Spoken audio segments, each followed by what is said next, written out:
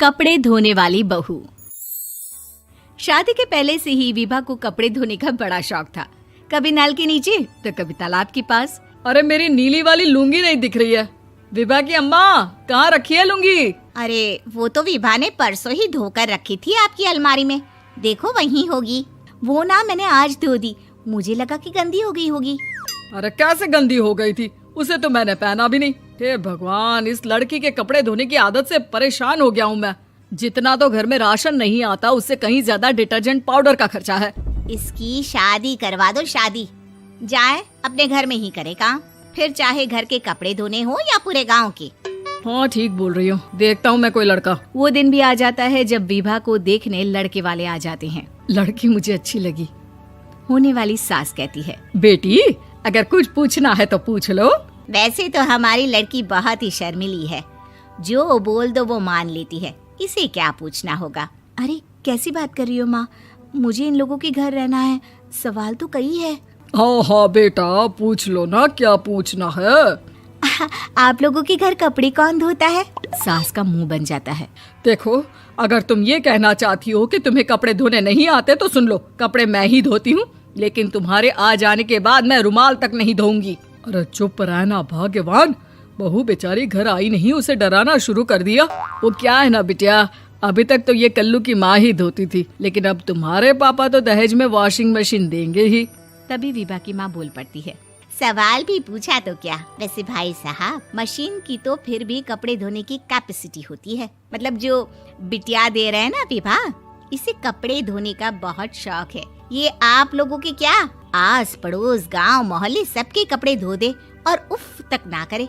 बाहर देखा नहीं आपने कितने कपड़े सूख रहे हैं? सब हमारी बिटिया ने ही तो धोए हैं। बस भी करो ना माँ, शर्म आ रही इतनी तारीफ सुनकर। और तो और एक दाग निकाल कर दिखाओ तो मान जाओ। हाँ अच्छा, माफ करना बेटा, मैंने गलत समझा। हमें तो रिश्ता बहुत पसंद है। और ऐसे जुड़ जाता है रिश्ता कपड़े धोने का शौक रखने वाली विभा का। उसकी शादी हो जाती है कोयला फैक्ट्री में काम करने वाले कल्लू के साथ। शादी के बाद अचानक विभा चिल्लाती हुई सास के पास आती है। सासू माँ, अरे सासू माँ कहाँ है आप? ये तो धोखा है, धोखा दिया आप लोगों ने मुझे। इसे ससुर के चक्कर के बारे में पता चल गया। अरे तो उसमें तुझे क्यों धोखा मिला है? अरे नल में पानी नहीं आता, कपड़े कैसे कब धुलेंगे? अच्छा, तू पानी नहीं आ रहा उसकी बात कर रही है। तो आपने क्या सोचा? कुछ नहीं। अच्छा, तेरी माँ ने कहा था कि कपड़े धोने का शौक है तुझे, याद आया मुझे। शौक बोलकर कपड़े धोने वाले मेरे जुनून को कम ना आके सासू माँ, कपड़ा धोना मेरा गुरूर है। तभी पति भी वहाँ आ जाता है। अभी मैंने इसे सनी देओल की फिल्म दिखाई है, उसी के डायलॉग मार रही है माँ। अच्छा सुन, साफ बता रही हूँ, पानी सुबह 4 से 6 और शाम को 10 से 12 आता है, समझी? विभा टाइमिंग सुनकर हैरान हो जाती है। ये क्या भूतों का मोहल्ला है? सुबह 4 बजे उठकर कौन कपड़े धोता है? 4 बजे टंकी में पानी जाता है, फिर सारा दिन धोना ना, किसने मना किया? अरे कैसी बात कर रही हैं? 200 लीटर की टंकी में कितने कपड़े धो लूंगी मैं? सुबह ही उठ जाऊंगी मैं। अब क्या था, विभा सुबह 4 से लेकर रात के 12 बजे तक कपड़े ही धोती रहती। एक रोज सास पड़ोस से निकलकर कहीं जा रही होती है कि साथ वाली कहती है, हाँ कल्लू की माँ, जरा ये बताओ कि 2 साड़ी है, 2 ब्लाउज और एक पेटीकोट और एक नाड़े वाला लंबा कच्छा। हाँ तो? अरे तो क्या, कितना लोगी धुलाई ये बताओ। धोबन दिख रहे हैं हम क्या? हमारे पति सरकारी नौकरी से अभी रिटायर हुए हैं और बेटा सुपरवाइजर है कोयला फैक्ट्री में। धोबन समझ रखा है हमें।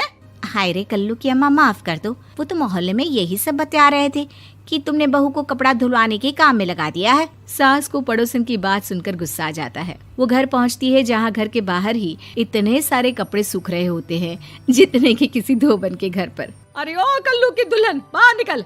माँ जी यहीं आ जाओ, बाथरूम में चादर धो रहे हैं हम। अरे अभी हम धोते हैं, तुमको बाहर निकलो। ये आस पड़ोस वाले बोल रहे हैं कि हम बहू से कपड़े धुलवा कर उसे कपड़ा धोने वाली बना दिए हैं। अरे छोड़ो ना माँ जी, किन लोगों की बातों में आती हो?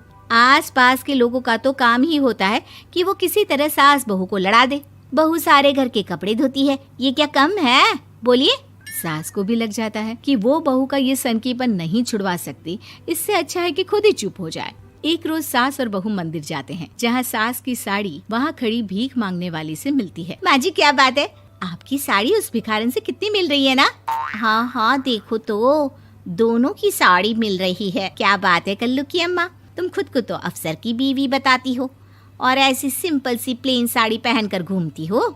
सिंपल और प्लेन नहीं है ये साड़ी। तो क्या सोने के धागे से फूल बने हैं? कुछ भी सासू माँ, कुछ भी। हाँ बने थे इस साड़ी में सोने के धागे से फूल। मेरे पति लेकर आए थे मद्रास से स्पेशली मेरे लिए 10,000 की। ताहे भाई साहब इस भिखारन के लिए भी सेम टू सेम साड़ी लेकर आए होंगे 10,000 की। सास उस वक्त तो कुछ नहीं कहती, लेकिन बहू के साथ घर आती है और अलमारी से एल्बम निकाल कर लाती है। ये साड़ी देख रही है, ये वही साड़ी है जिसे मैंने अभी पहना था। इस साड़ी में ये जो चमकदार फूल दिख रहे हैं ना, ये सोने के धागों से काढ़े गए हैं। लेकिन तू लोकल वॉशिंग मशीन ब्रश से घिस घिस कर सारे फूलों को निकाल कर साड़ी प्लेन कर दी।